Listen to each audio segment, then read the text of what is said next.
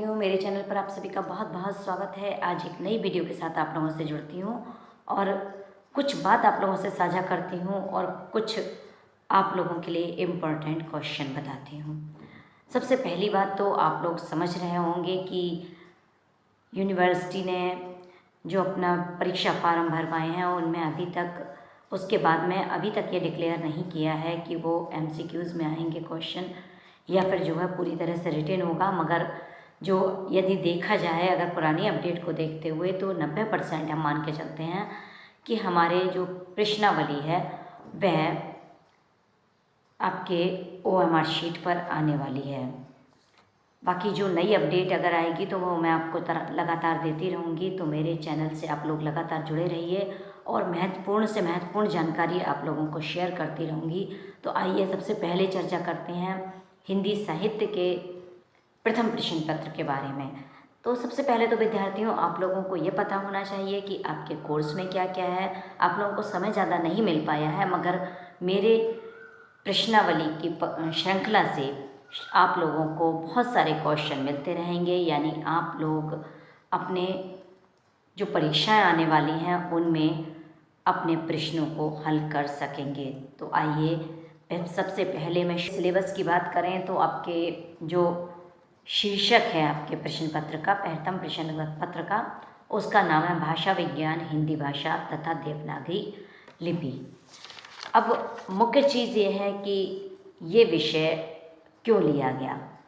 तो भाषा के अंगों हिंदी भाषा के उद्भव विकास देवनागरी लिपि के स्वरूप की जानकारी इससे आपको प्राप्त होगी और साथ ही विद्यार्थियों को हिंदी की वैज्ञानिक तथा वैधानिक स्थिति से परिचय हो पाएगा। यानी ये परिचित कराने के लिए आपका यह प्रश्न पत्र लागू किया गया है।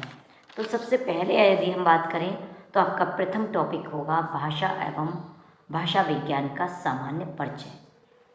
दूसरा आपका टॉपिक रहेगा भाषिक संरचना तथा स्वर। इसके अंतर्गत जो आप पढ़ेंगे वो पढ़ेंगे ध्वनि शब्द रूप वाक्य और प्रवृत्ति। इसके बाद में आपका तीसरा टॉपिक रहेगा हिंदी भाषा की उत्पत्ति पृष्ठभूमि। इसमें पढ़ेंगे अपभ्रंश अवहट्ट पुरानी हिंदी और मानक हिंदी पढ़ेंगे। इसके साथ ही यदि हम बात करें चौथे टॉपिक की तो हिंदी शब्द संपदा और उसके आप मूल प्रसंग हिंदी ध्वनियों का वर्गीकरण आधार ये सब पढ़ेंगे।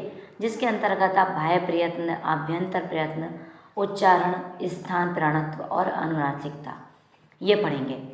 इसके बाद में बात करें यदि हम पांचवें टॉपिक की तो हिंदी की उपभाषाओं और बोलियों का परिचय आप लोगों को मिलेगा। जिसमें आप पश्चिमी हिंदी पूर्वी हिंदी पहाड़ी हिंदी राजस्थानी हिंदी और बिहारी हिंदी इनके बारे में पढ़ेंगे।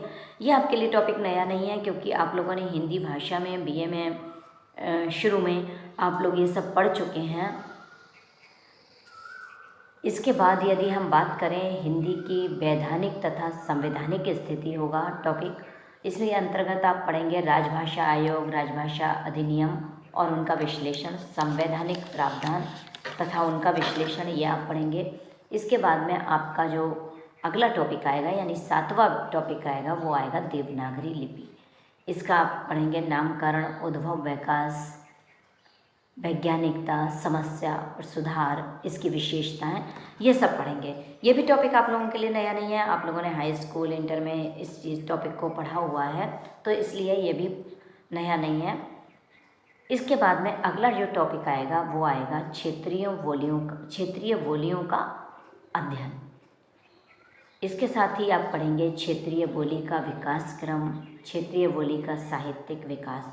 तो इस तरह से विभिन्न टॉपिक के माध्यम से आप हिंदी की पूर्णतया जानकारी प्राप्त करेंगे। तो मेरे चैनल से लगातार जुड़े रहिएगा। मैं अगली वीडियो से आप लोगों के साथ में शेयर करूंगी आपके ऑब्जेक्टिव प्रश्न यानी वस्तुनिष्ठ प्रश्न OMR शीट के हिसाब से आपके 20-20 प्रश्नों की प्रश्नावली लेकर मैं आप लोगों की सेवा में फिर से हाजिर होंगी। तो तब तक के